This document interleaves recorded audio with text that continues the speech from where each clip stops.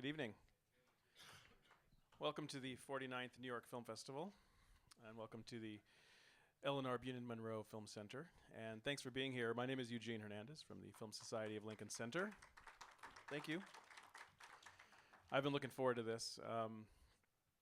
You'll get to know why as we talk with these guys, but as they know, their prominence as filmmakers, their career really spans the period of time that I've been writing about and covering independent films and documentaries, and I think I was involved with a company called IndieWire before working here at the Film Society, and I think we launched just about the time that their first film hit Sundance, and it's been great to watch the terrific work they've been doing. So we're going to talk about that work for the next hour plus. I want to thank HBO Films and HBO for all their support of this Director's Dialogue series. And without further ado, let's start talking with Joe Berlinger and Bruce Sinofsky. I'll take the fringe.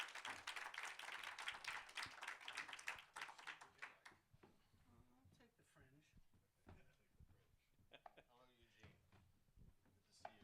Good to see you again. Good to see you again. Congratulations. Yeah, it's been a good week. It's been quite a week. So just to get a sense of who's in the audience here, who had a chance to see the film the other night? Great. So we can have a longer conversation about that film and about the career of these two terrific filmmakers. Just as a bit of background, and I've got my notes here on my iPhone. I mentioned Brothers Keeper. That was a film that I believe it was 1992 at Sundance. We shot it in. You were there at the 90. beginning with us. It was early on. Yeah. I was only 6 at the time, but Yeah, right. you guys were in your teens. You got more gray hair than I do. I do. I have a lot. But, and we're going to talk about Paradise Lost in a moment. Certainly Paradise Lost, the trilogy of films, but the very first film was at Sundance in 1996. And it not only raised the awareness of this case that we're going to talk about a bit in a moment, and that is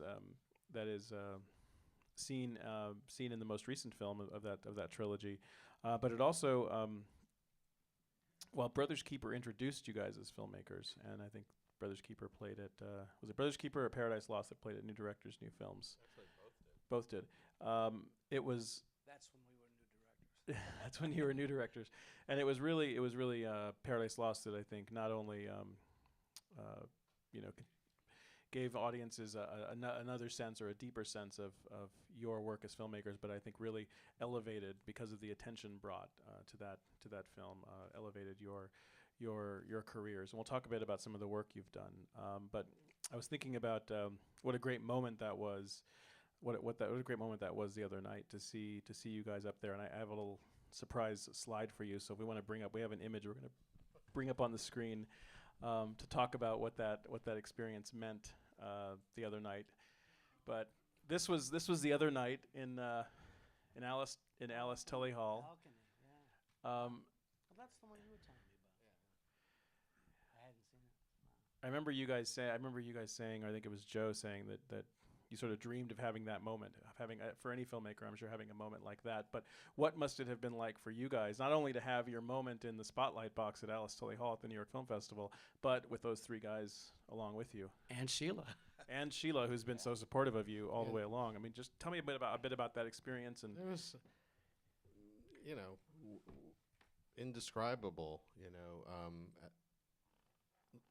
We're New Yorkers. Well, you're from Jersey, but you're still a New Yorker. And from Boston. But we together and separately, making films in New York for 20 years. Brothers Keeper was the first, and even before then, I have always been a huge fan of this festival. So as a cinephile, from the moment I have lived in New York and have been like an adult, I have eagerly bought tickets every year. Always dreamed of that moment in the, one day I'll be up in that. I've always, over the years I've said to Bruce, one day we'll be up there, but to be up there under these circumstances with these guys. could you ever have imagined that? I mean, even if And the film were to play here, that you'd have those guys. No, it was magical, and just the whole everything.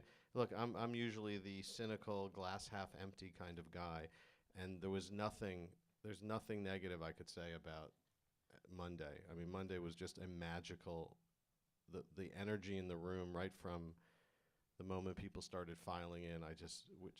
Everyone felt like it was going to be a great screening, and it really was. It was, I mean, to have a packed house at Alice. You know who we are. To have a packed house at Alice Tully Hall with guys you've made films about for 2 decades. You've played a role in their release and them standing there. Just, words can't describe. Feels fulfilling. As artists, we always wonder, does our work have any meaning? You go through these periods where what am I doing? Is it relevant? Does it have any impact? And to go through something like that was just very life affirming in so many ways. And my kids were there, so I loved the fact that they got to see that. It was great, because when I worked for the Maisel brothers, where we met, we used to take the newspaper ad and we would buy block of tickets to different shows and stuff. And I used to go with David Maisels and Charlotte Zimmerman, they were my mentors, And so to come back here and to be, in the balcony like that, I mean, it was amazing. And I think my children, it's rare that all 5 of them get together, just because they've gone on.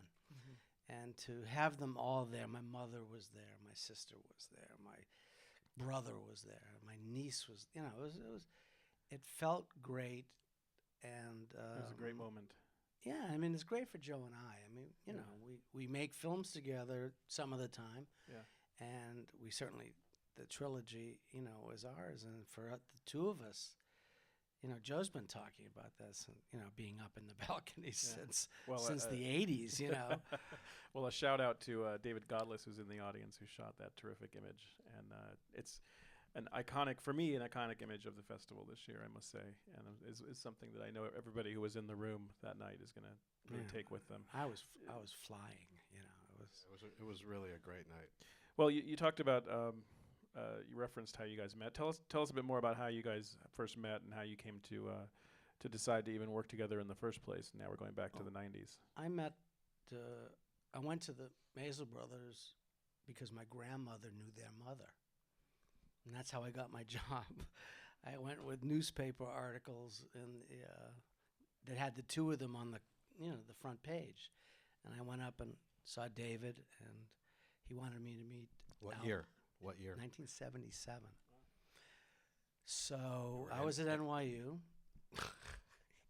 I think I should read my own bio. I'm filling in the color a little bit. And they hired me the next day. It was Valentine's Day.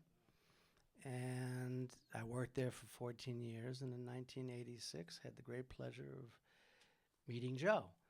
And he had a very comfortable couch in his office. So I would be in there all the time, when I didn't have to work. And Thin Blue Line had come out, and we started saying, you know what, the Maisels aren't making films like they used to. Let's look for a story. Mm-hmm. And he hired me as an editor for something he did called Outrageous Taxi Stories, which was a lot of fun. Mm-hmm. Bob Richmond, who shoots almost all of our stuff, shot it, and I cut it, and Joe and I, on a Steenbeck, spent it. How long? That was pretty. Are you talking about taxi Outrageous stories? Taxi That Stories. was like 3 days. maybe a week. Maybe a week. It didn't take that long. And we got along really well, and we worked well together. And we said, let's look for a story. And one came out. And I came to the Maisels in a very circuitous route. I was actually a language major in college, Colgate University, and my German proficiency got me a job with Ogilvy and Mather, the big ad agency in Frankfurt, because I thought I wanted to pursue some kind of international career using languages. I wasn't thinking about being a filmmaker. And almost right out of, so a year out of school, with, language skills, I kind of bluffed my way into this job at O&M, big ad agency in Germany. I did magic tricks to get the job. That's a long. I'm trying to not go into every detail. That's funny. We'll get to it later. I started producing television commercials for Ogilvy in Germany, and when the first time I walked on a film set, that's when I was like, oh, I want to do film. Got back to New York a couple of years later, was still working for Ogilvy and Mather as a producer on American Express. We hired the Maisel brothers to do a unscripted TV commercial. I kind of hit it off with David Maisels, the brother who died, quite a while ago. And he said, hey, we'd love to do more commercials. And I said, hey, I'd love to get into the film business. So I went over to the Maisels as their marketing director. Basically, I was a glorified salesman who would go around to Madison Avenue when there was a Madison Avenue and show them the reel of commercials to get them work. And I was just, it was just about to leave my, big job at Ogilvy to do this, and I went in, I met Bruce and a couple other people, and I said, you think this is a good idea? Are we in the 9th inning of the Maisel films? And Bruce said, maybe, but, it's a good place. And Bruce and I hit it off immediately, and I had a couch in my office. He spent a lot of time on it. And let me break that down a bit then, because when you're talking about Maisel's films, you start talking about the history of documentary. You talk about sort of a particularly golden era for documentary that began really in the 60s with Maisels and a number of other filmmakers. So maybe if we could, and as we sort of talk more about making documentaries and having a career making documentaries, let's go backwards then for a moment, and let me ask you what it meant to be there and sort of what you sort of took from that experience, that connection to the Maisels brothers and the way that they worked, and maybe what it has meant to you as filmmakers, because you certainly have employed a number of their approaches. Oh, absolutely. We owe a great debt. Do you define documentary in the way that Maisels does? I mean, how do you? Well, I think we only define documentaries and filmmaking can be many different things. I certainly wouldn't tell other people how to make a documentary. My personal belief is that there's one giant spectrum of filmmaking, and on the one end of the spectrum is the most traditional talking head historical documentary, and on the other end of the spectrum is the biggest budget special effects feature film you can imagine, and it's all storytelling. It's all highly subjective, and obviously each stop along the way has its own kind of parameters. I think Bruce and I took a lot from the Maisel brothers. We are verite filmmakers. I think we depart from their philosophy in a lot of ways, but the tools and the philosophy of how you capture the story and the kinds of films we like to make definitely comes from them. I think we depart from the Maisel brothers because their philosophy of direct cinema says that there is no director, and I don't believe that any filmmaker or any documentary maker is capturing the objective truth about anything. There's 8 million subjective decisions that go into making a film, and I believe films are heavily directed, and we have directed all of our films. And so I think we depart from them philosophically, but the method in which we acquire the material, filming life as it unfolds before the camera, certainly comes from them. And the biggest gift that the Maisels gave us, I think, is just the utter faith that you can jump out a window and hope there's a mattress on the other side to catch you, because when you make nonfiction films, verite films in the present tense, and you don't know what the ending is, that's a great opportunity to give something dramatic structure, which is what we like in our films. But on the other hand, you never know where the story's going to go. There's no guarantee it's going to ever get finished. And you have to have a certain faith that filming real life is going to result in some kind of dramatically satisfying experience. It's really all about faith. With Brothers Keeper, we saw an article. Both of us saw the article the same day, and that was the film that we had been looking for. And went into Joe's office, sat on the couch, and we talked about it. And that was on a Couch was Tuesday. very important. And then on Friday, We both came in waving this. yeah, I got it. This is after a year. We made Outrageous Taxi Stories in '89, and it was relatively successful on the film festival circuit. This short little film, and we said, well, let's make a big film. And we spent a year waiting for the right story. And I read it on the subway. He read it on the way in, and we literally came both into this running into each other, or maybe it was I had it on my desk and came into my office. I don't remember, but we both had the same paper. This is our story. It was on a Tuesday. We made phone calls to Ralph Cognetti, who was Delbert's attorney. And on Friday, we met him at the Braylock or something like that. Braylock. In Cazenovia. Cazenovia. And then on Saturday, we were chaperoned around, and we did a little bit of filming, just really cutaways and stuff. And they wanted us, they said yes, but they wanted to have us chaperoned, which is, a little strange. But we met some very interesting people, and we kept on coming back on weekends. We very rarely shot outside of the weekends because we had our own gigs at Maisels. And I don't think it was until an auction that was on a Thursday that we had to be there. And it was a journey, and it was a journey with 4 people. And it was magnificent, just to be experiencing this. I mean, Joe and I, obviously, in 20 years, experienced so many different things, everything from Rogaine commercials to, the film we're talking about today. And some of it's good, some of it's not so good. Man, that Rogaine was good. I thought the other day when I was at Cy Sims with Luke to buy him a suit for the event, I thought we did a commercial with Cy Simmons and his children. Very bad, very bad. Let me take you back for a moment, because you were just talking about that moment when you find that article. And you find, so as filmmakers, and I'm sure you've experienced this countless times over the years, there's stories that strike you. There's others you probably file away and say maybe. But what was it about that moment, or what is it about a story that ultimately moves you enough to want to invest what's going to be, could be a year, could be years, And mortgages on our house. and it's a risky venture. You're gonna sacrifice a lot for that one article that you decide to pursue. Different filmmakers might have different answers to this question, but I for think you, I think it changes. It has changed over the years, and I think at the time, and obviously there are many exceptions to the rules. So it's a generalization. So take it in the right spirit. But I think the '80s was not the greatest period for documentary. I think the verite, ambiguous character portrait. Brothers Keeper's not a social issues film, although there's social issues in it.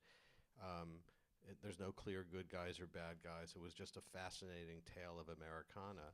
And I think those kinds of films, like Grey Gardens and Salesman and those great classic verite films, were kind of, certainly not as popular as they have become in the 90s and beyond. And so at the time, what attracted us to that story was it just seemed, when you're making a nonfiction feature film and you want to follow things in the present tense and not use a narrator and capture action as it's unfolding before the cameras, obviously something has to have happened. Otherwise, you wouldn't know there's a story, some inciting incident. But there needs to be the promise of future unfolding action. And so just the fact that these, this dairy farming brother had been arrested, and the town thought he was innocent and thought the confession was coerced, and that there was going to be a murder trial. I mean, murder trials are wonderful dramatic, devices for dramatic structure. There was the promise of future action that we could film, and it seemed like this culture clash. People who might have lived 200 years ago, being brought into the 20th century legal system just seemed like something cool was about to happen, ambiguous and just more of a character study. Like Grey Gardens and Salesman to me are, two of the greatest documentaries ever made, and they're not social issue films or advocacy films. I mean, it's interesting the growth of our careers we've embraced advocacy, obviously with the Paradise Lost series, but, initially it was about storytelling first and journalism second. And, I think we've become a little more nuanced and complex in embracing what we do. But initially it was just like these great characters with stuff that was about to happen. That photograph, though, in the Times, it looked like a Dust Bowl era. And when you read the story, you said, wow, there's great potential here. And, we weren't wealthy at all, and still really aren't, but we both invested about $100,000. I put a mortgage up on my house, credit cards, anything that would come in the mail we would use. And but we felt this was something that could maybe make our careers on some level because we were so into the story. And that 5-hour drive on Fridays to shoot Saturday and Sunday, and then drive home and then talk about it the whole way, made a big success for us. We went to Sundance, we did well with it. Nobody wanted to distribute it, so then once again, we decided, look, this is our picture. Let's move it. And Lindsay Law was at American Playhouse and gave us an office, and An $85,000 loan for P&A. yep. And we found that distribution wasn't brain surgery. You became We went- distributors.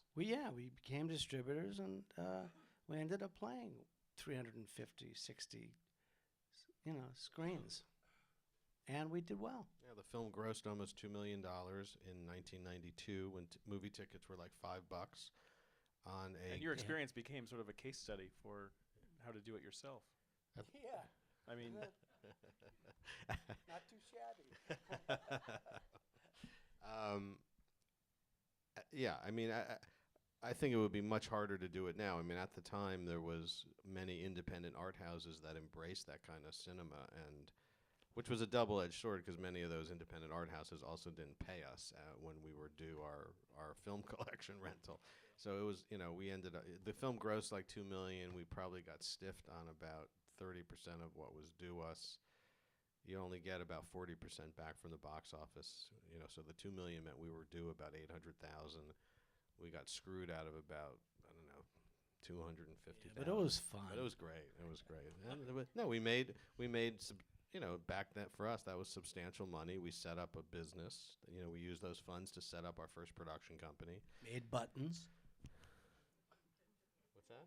Made buttons. Oh, yeah, buttons, bumper stickers, hats. Oh, yeah.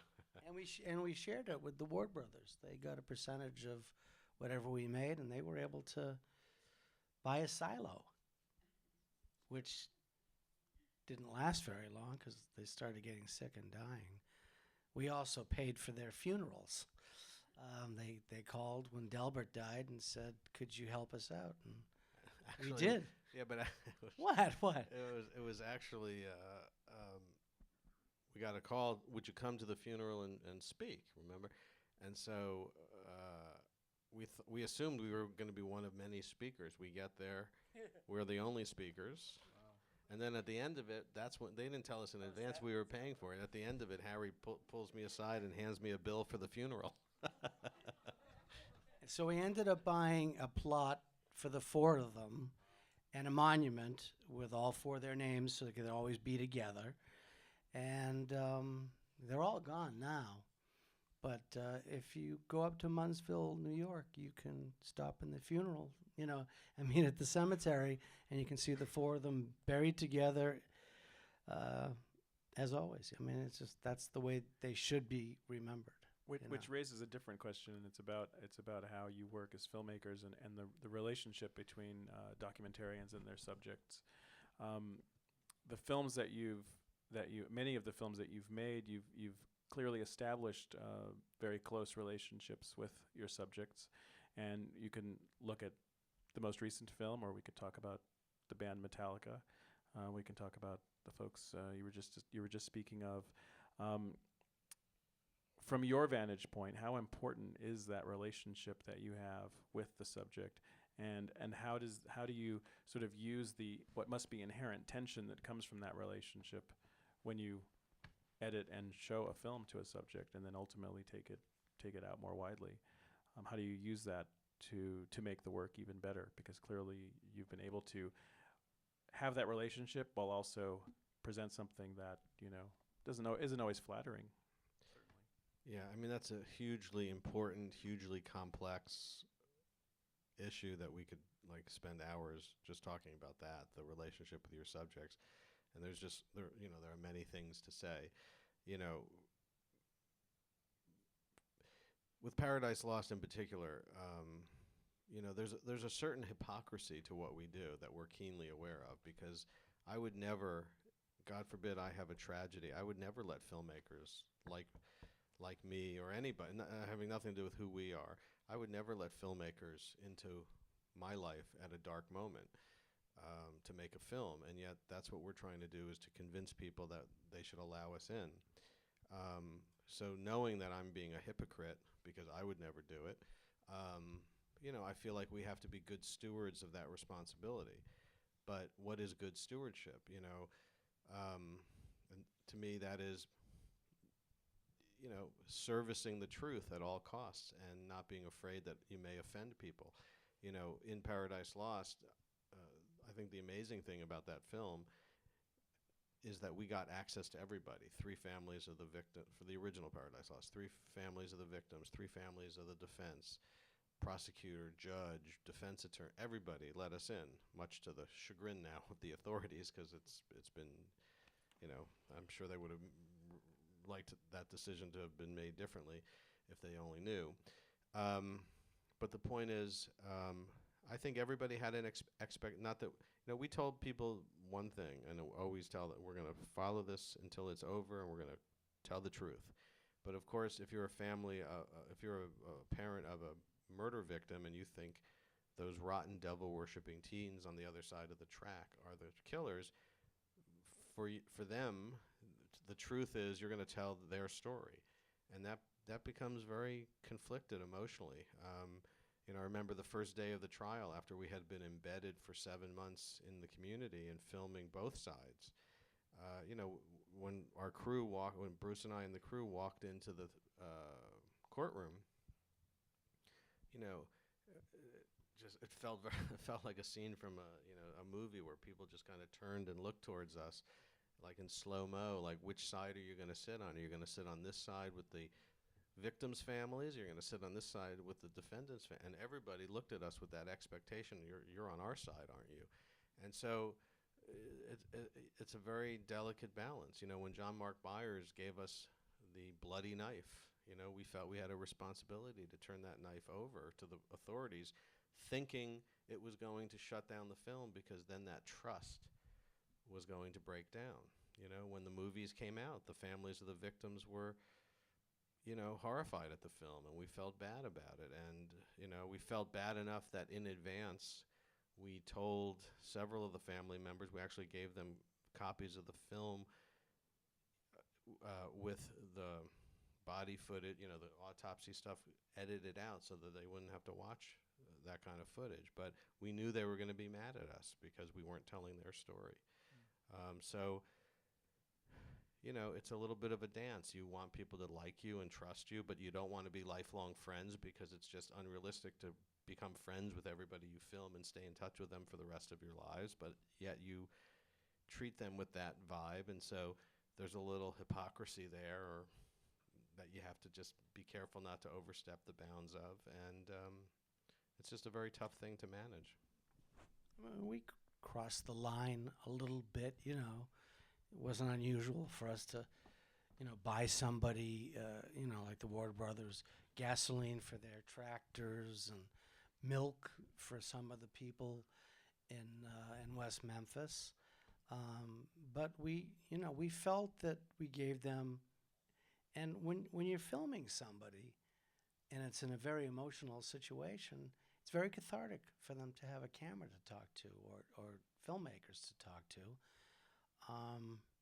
And we tried. I mean, we're very human, Joe and I, in spite of ourselves, and we try so hard to give people an ear and advice if they ask for it. It's not like we're just like these machines that go into a farm community or a trailer park or a recording studio or Joe going, as he did with Crude, to another country. We, I think that's why our films ring true in a way, that it feels real and honest. I think when we did Brothers Keeper, there were a few people that thought we somehow manipulated the Ward brothers, but they weren't people that you could really manipulate. They were as simple as they were, but once they were given an ear and that people cared about what they had to say, it was great for them. It really was. It really changed their lives. And all of a sudden, after the film came out, there were people traveling around the country, going up to Munnsville because they wanted to meet them. And they felt that they had something to say. It's nice. It's nice when you can do that. Let's talk about Metallica for a moment to switch gears, but also maybe continue the similar topic. By the way, the music you've used, Metallica music you've used in all these films is absolutely terrific, and really underscores and enhances the experience of watching the film and what's going on, at a deeper level within the films. But then you worked very closely with this band, and you worked with them at a time that they were going through a pretty dramatic challenge in their own relationship. So you're brought in to sort of document, or you're documenting this relationship that it might be falling apart. It's certainly strained, and you're there. Can you elaborate on how you navigated that so successfully? There's a lot to talk about there, and the interesting thing about that situation is that it started off as a much smaller thing, and Bruce and I had a falling out, a cooling off period, and we were not working together because I had gone off to do the biggest disaster in cinema history called Blair Witch 2, and which didn't do very well, and there was we were having growing pains, and after picking myself up off the ground from Blair Witch 2, I helped pick you up with Lauren. That's true. That is true. I actually started that project alone, thinking originally it was just going to be like this little video clip, that they were going to include on a CD. And so it was just a very small assignment. But by the time we got there, Jason had quit the band. It was becoming something else. I knew that Bruce had to be a part of it, so Bruce came. And the magical thing about that is the two of us sitting in a room filming heavy metal therapy going on. This therapy, these guys were at a creative and existential crisis and trying to work through their relationship issues, their growing pains. And for us, it was exactly the same. It was mirroring what was going on in our own relationship. So this opportunity to sit there and watch very big stars, honestly grapple with their relationship issues, most in particular Lars and James, and the existential and creative crisis that they were going through was exactly what was going on in our lives. And so the making of that film, I think works, and we stuck with it for so long because it's what brought us back together again after, a little bit of a breakup. And, so I not only cherish the making of that film because it was just an incredible experience to make that film, but it was just really healing for Bruce and I. Well, I have to ask. It was good therapy all around. I have to ask you to go a little deeper on that because I'm very curious. And hearing you talk about it in this way, hadn't thought about the film in that context. I think it's a terrific documentary, by the way. We talked about how you guys got together as filmmakers. What was that period of separation like, or what precipitated it, or how did you get through it, I guess? It was really hard on me, because I envisioned us, like in any sort of marriage, that we're going to be doing this, forever. Not exclusively together, but I felt like, I felt hurt. And I was glad to get back together. And we talked, when their sessions were over, Joe and I would go back to the hotel, and either in the restaurant or in one of our rooms, and talk about issues like that. And we were healing, and it worked out beautifully because we ended up making Paradise Lost 3, which was great, and some other work together, and I considered Joe my best friend. And we've made really good films together, and it's a blessing to have met him, because I'm not sure that we would have necessarily have made the kind of films that we made together individually. And there's a way of communicating without saying anything that we've developed over time. And of course, Bob Richmond, who shoots almost all of our work, and was Al's, assistant at Maisels, and we met in '77. Key partner here. And he's brilliant. He's a brilliant cameraman. We're going to take some questions from the audience in a moment, so I want to make sure we have time for that. And if you do have questions, I don't know if we have a microphone necessarily. If we do not have a microphone, I will. If we do have one, someone could wave at me and tell me we'll have one. I think Glenn's running to get one, so we'll start with that in just a moment. What are those little signs out there? Those are reserved signs. Yeah, those are reserved signs. I want to ask you guys a little bit more about the current film, about the new film, because I think that some folks may have heard you talk about this already the other night, but maybe a tiny bit more in depth.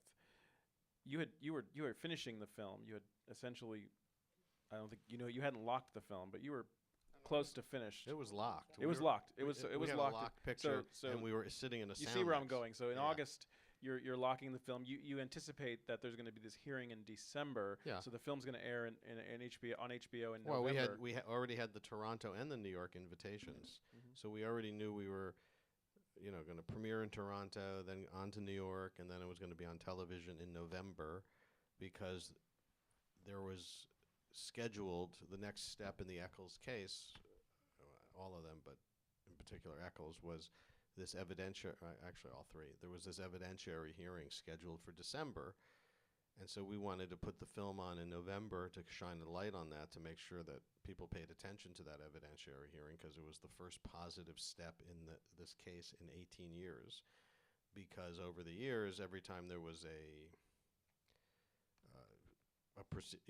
any appeal has been overturned by the district court, Judge Burnett, and then that overturning was affirmed by the Arkansas Supreme Court repeatedly.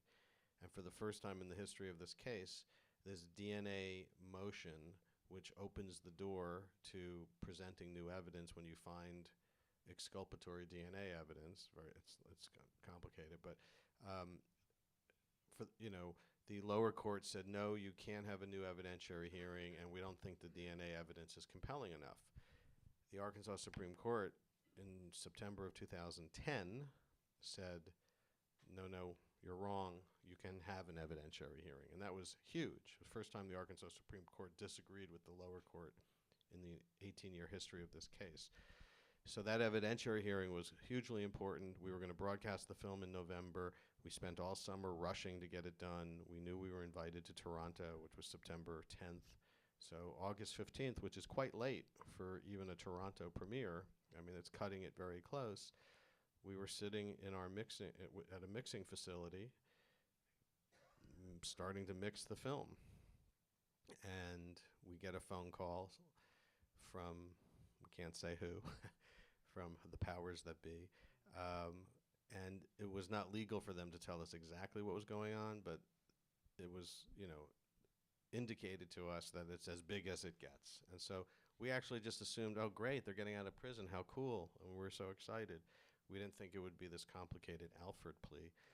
So we dropped everything, hopped on the plane, thinking to myself, purgatory, we can't use that title anymore. So a range of emotions of like selfish filmmaker thoughts, like how are we going to get to Toronto? What are we going to do? To utter elation that these guys are going to get out. So we went down and we were there a couple of days later, and then August 19th, it's August 19th. We're there. We witnessed the events, and realized we couldn't recut the ending in time for Toronto, so we let it play for Toronto, and then once Toronto was over, we finished, the new ending that was premiered. But what a rush job, man. I mean, everything about that was so rushed. I think it works, but I wonder if we didn't have that ticking clock, whether or not the film would be different. Yeah.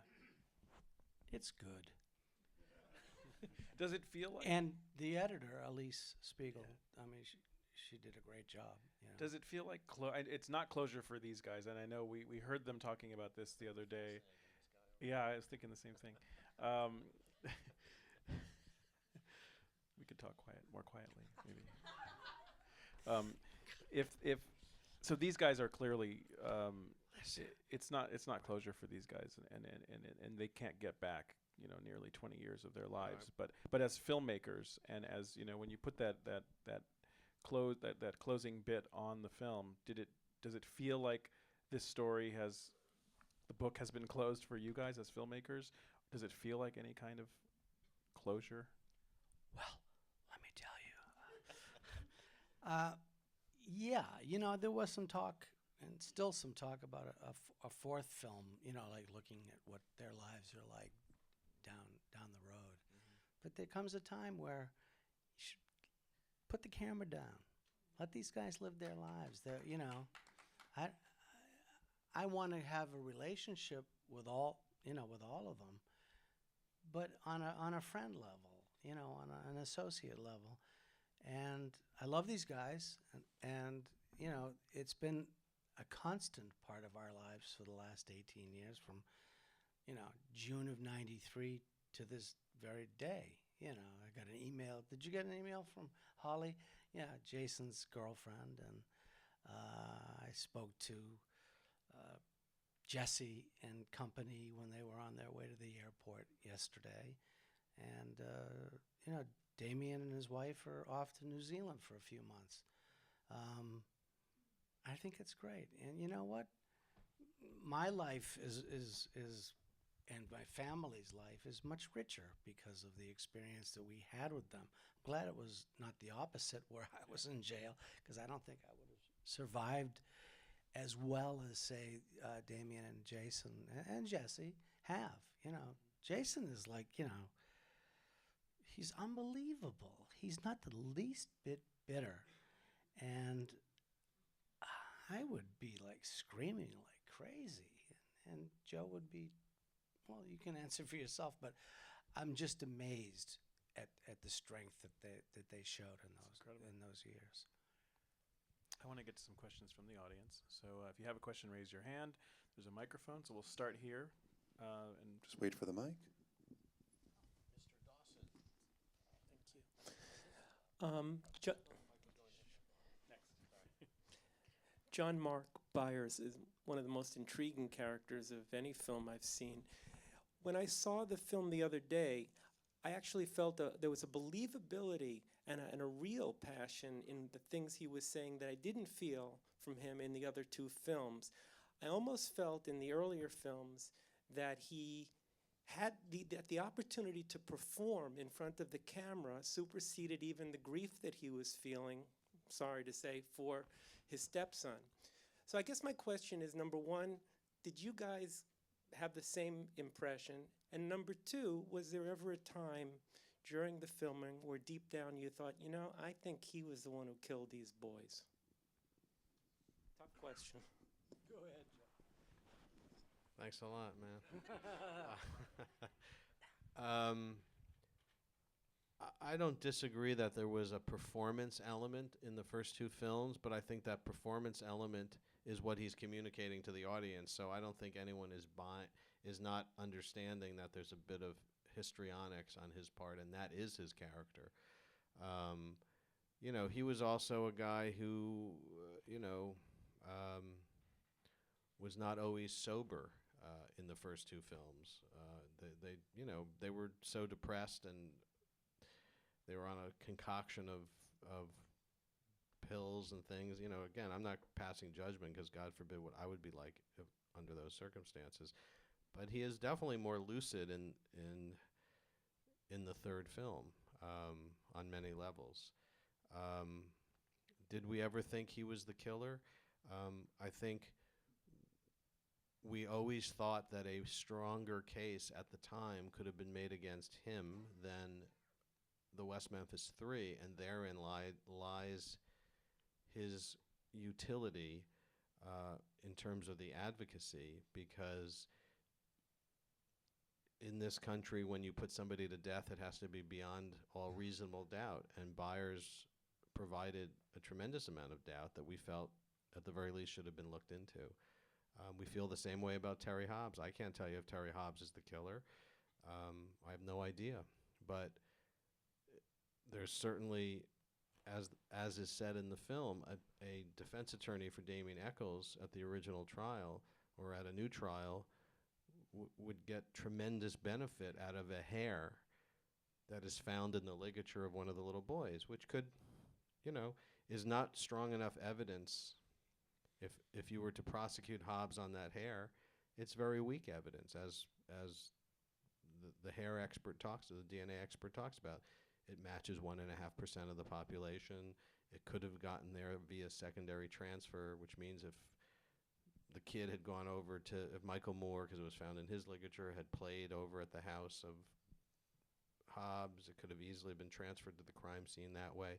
So it is definitely weak evidence, and we included in the film that scene explaining that it's weak evidence because we don't want to do to Hobbs what was done to Damien, and we didn't want to do that to Byers either. On the other hand, when you have somebody going to be executed and there's an abundance of doubt, it needs to be looked into. So we're gonna go. We'll go. If we can go over here and then start here. Since I promised him. Sorry, Glenn. We'll go here and then we'll go to Jim. I probably don't need that. Joe, you Monday, and Bruce tonight commented on the superlative quality of the editing of the film, and I think that the editing and music and sound in particular helped make this one of the best suspense films of the year, probably the best I've seen so far. And I wondered, was it really tricky to balance this narrative, almost fiction film element with the need to get people to rationally follow your factual presentation, your factual argument throughout? That seemed to me to be a real challenge. Well, this was a hugely challenging edit, and I think dividing it into 3 chapters,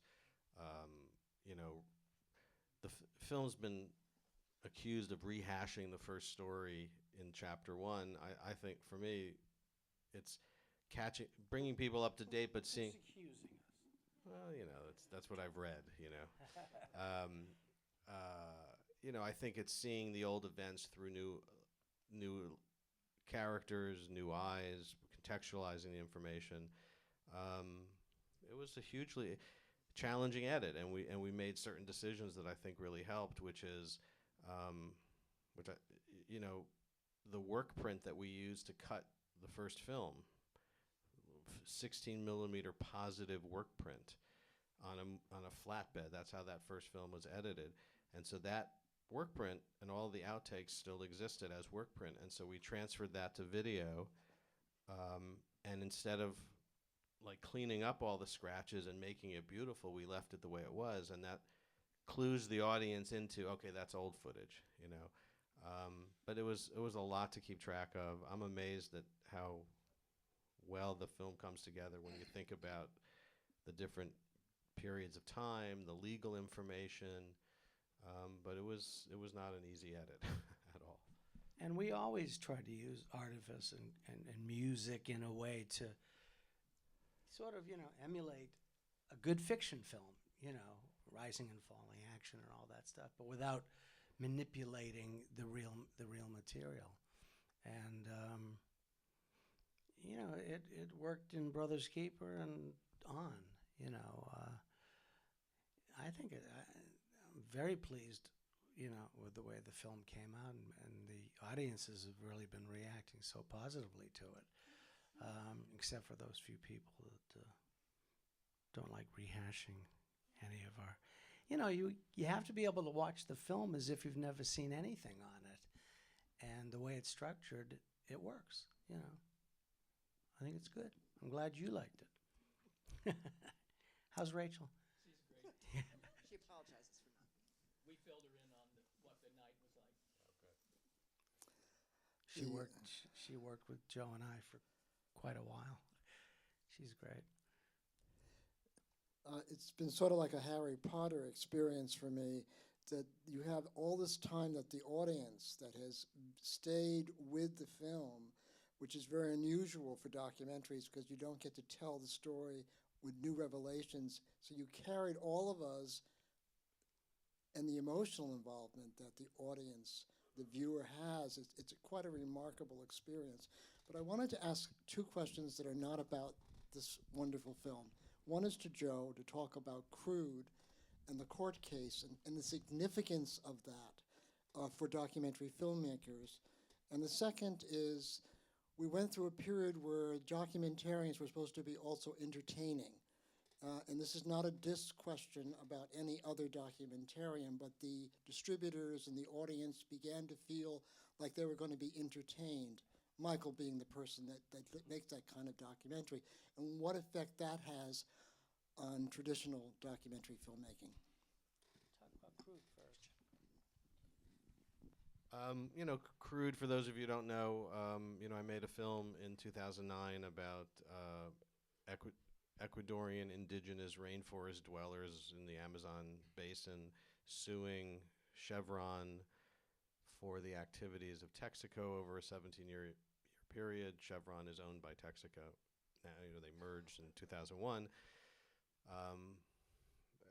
It was a very balanced film that showed both sides to the lawsuit, and at the end of the day, the truth rises to the top, and the truth for me, and the reason I made the film is that, whether legal or not, or whatever the outcome of the lawsuit is, it's, morally reprehensible what the extractive industries have done to indigenous people. You walk around these indigenous villages, they have no means of economic support. Their lifestyles have been destroyed. It's like a cultural genocide, regardless of who wins the lawsuit. When the film was in release, it was kind of defamation-proof, and nobody sued me because the film really does show all sides of the legal case. However, last year, Chevron changed its law firm, changed its legal strategy, and they sued me they subpoenaed me, which then turned into a lawsuit because I resisted. They subpoenaed me for all of my outtakes, which I consider, and many people consider. The profession considers that to be like a reporter's notes and should be, to pierce that journalist privilege, there should be a very high standard. The Manhattan District Court disagreed.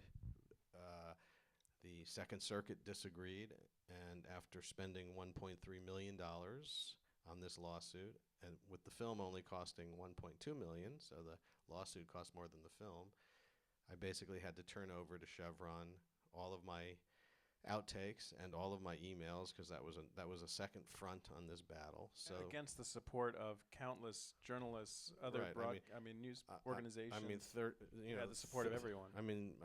The entire media community was behind this, and Floyd Abrams, leading First Amendment attorney, wrote a friend of the court brief.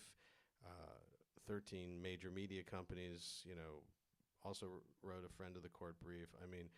The decisions that this judge has made have been so pro-corporate, it's astounding, but it's no different than the entire direction of the bench in this country, from the Supreme Court giving corporations the rights of citizens in elections by letting them to flood campaign finance with unlimited contributions. That's the direction this country is going in, and I think it's had horrifying implications for our profession.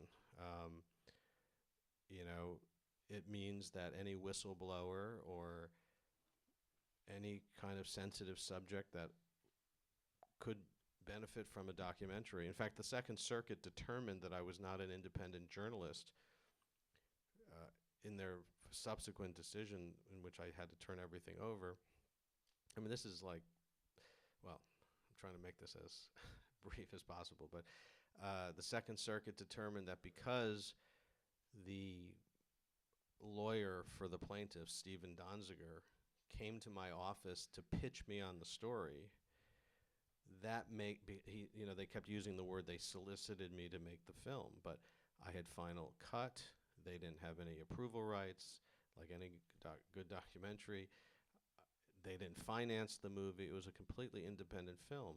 And just like Donziger pitched 60 Minutes successfully and got a story on 60 Minutes, and just like he pitched Vanity Fair and successfully got a Vanity Fair story, Donziger pitched me, and I went down, took a look, said, okay, I'll make a film, but you have no approval rights. This is an independent film. Thank you for giving me the access, and I'm going to make this film.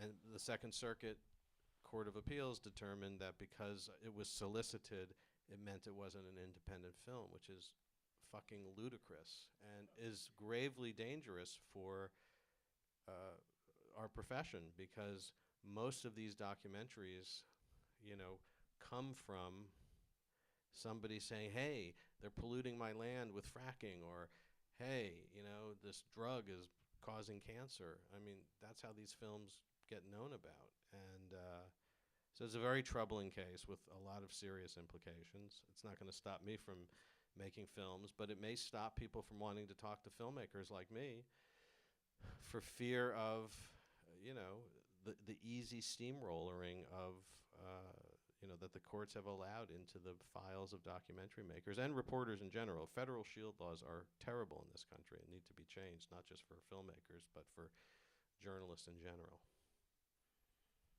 So, And there was a second half to your question about Michael documentaries Mooreism, documentaries becoming more entertaining, and the idea of sort of It's a style, Morgan Spurlock, Nick Broomfield, Michael Moore. It's really not what we do. I mean, we're funny, at least we try to think we're funny, but the subject matter that we choose tends not to be, humorous, although there's a few laughs in the Metallica film. But as Joe alluded to earlier, I mean, there's a palette, and there's a frame that you paint. Whether you use light colors and they're more humorous, or ours, which are maybe a little more brooding, it's a personal choice. I don't think I could make a film that would involve Joe and I on camera a lot, and going around and cracking jokes and making fun of people, which I think sometimes happens. Just it's a personal choice. What do you? I mean, you're funny. Sometimes, Yeah, but not on camera. I mean, look, though. I think in general, films at the box office have gone like this, and everyone's looking for the magic bullet. And I think right now we're in a period where documentaries, generally speaking, aren't doing well at the box office, and there's all sorts of forms of new distribution. And we started off in this business wanting to make films for theatrical release, and now I'm quite happy that HBO will put Paradise Lost 3 on, and millions of people will see it, because it's a hell of a lot easier than releasing it theatrically. I think the theatrically released documentary is quite challenged right now, and if it takes somebody like Morgan, but even more, and I love Morgan, he's a personal friend, I have a lot of respect for him, his films, but even Morgan's last two films have not cracked more than $600,000 at the box office. So, I don't know what the secret form. Once in a while a film will have this that nobody can predict. Like Inconvenient Truth, right film, right time, right message. But generally speaking, I mean, if I was a distributor, I would be very leery of theatrical documentaries. And so whatever it takes to get it in the theaters, I think it's an okay way to do it. It's just not necessarily what we do. And yet, creatively and artistically, if we look at just the 15 years, say, since the first Paradise Lost, if we say we look at from '96 to now, and look at the incredible moment, and I've certainly followed it very closely. There have been some incredibly successful, artistically speaking, creatively speaking, documentaries. Is that about the technology that's been put in the hands of filmmakers? Is it about the audiences and their openness to this work? What is it that has created this really exceptional, decade and a half for nonfiction filmmaking?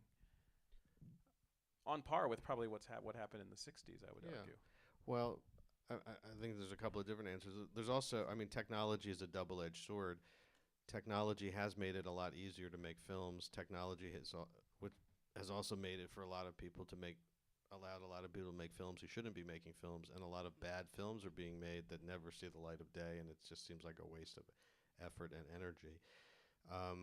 But generally speaking, I think the explosion of documentary and the success in the box office totally mirrors the demise of the kinds of films that 20 years ago I was coming to the New York Film Festival to see, which is, the great independent $5 million whatever fiction feature that Miramax cut its teeth on. Those kinds of films are just not, Hollywood co-opted. At the same time, documentaries, started growing in popularity.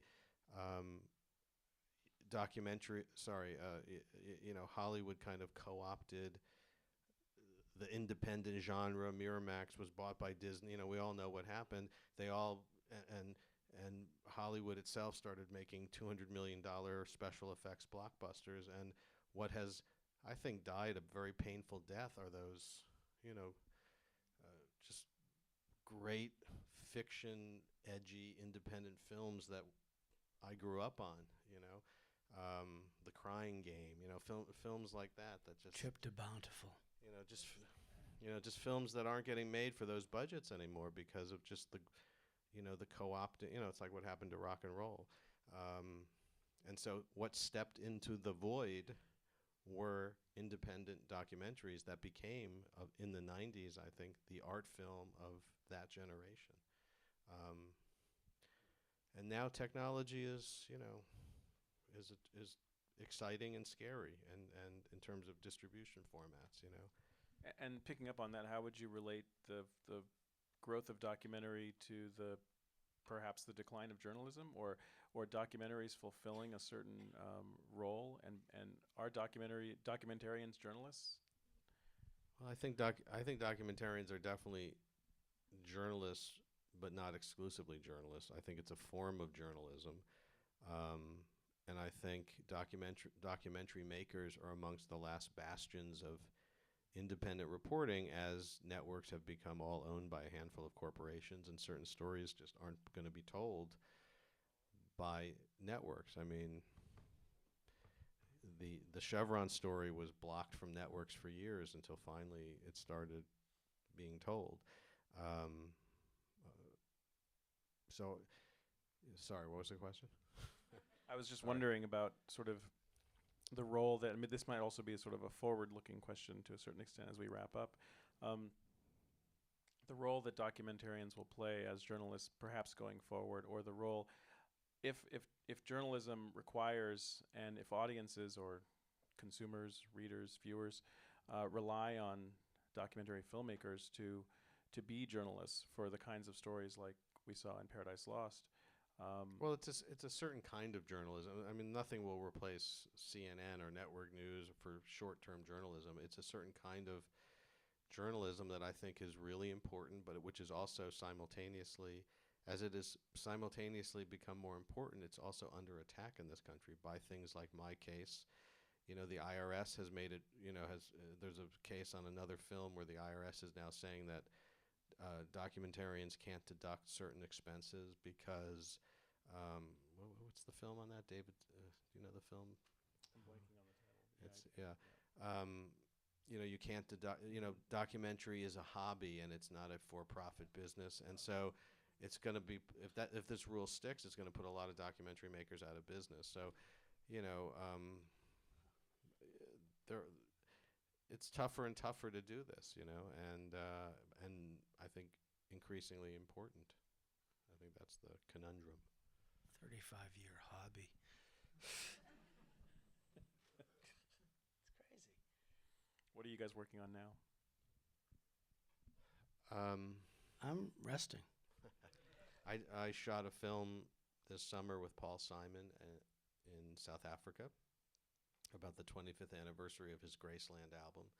It was the first time he went back to South Africa since the making of that album, and that album was born out of a lot of controversy because he recorded with South African musicians during the cultural boycott that was designed to bring the apartheid regime down, and he received a lot of criticism for that, and yet the album went on to being a classic that we all know and love, and the politics have been forgotten. So we kind of retell that story, or tell that story through this present tense journey of him going back to South Africa and reuniting with these musicians. So that's And it's going to be good. Well, I want to reiterate as we wrap up here how important these guys have been to this year's festival. You know, we had Bruce here a couple of weeks ago when we did a forum in the amphitheater talking about you know, sort of going beyond the screen and sort of where distribution is going and online communities and everything else. We had Joe here on this stage for the with the IFP event a couple of weeks ago as well, and then this terrific week with this film and all that it's brought to the festival experience for us. So I want to thank them for spending some time with us now at the back end of this year's festival. It's an and honor. thank them for it. And thank you guys Thank very you much. Yes. very much. Thank you. Thanks.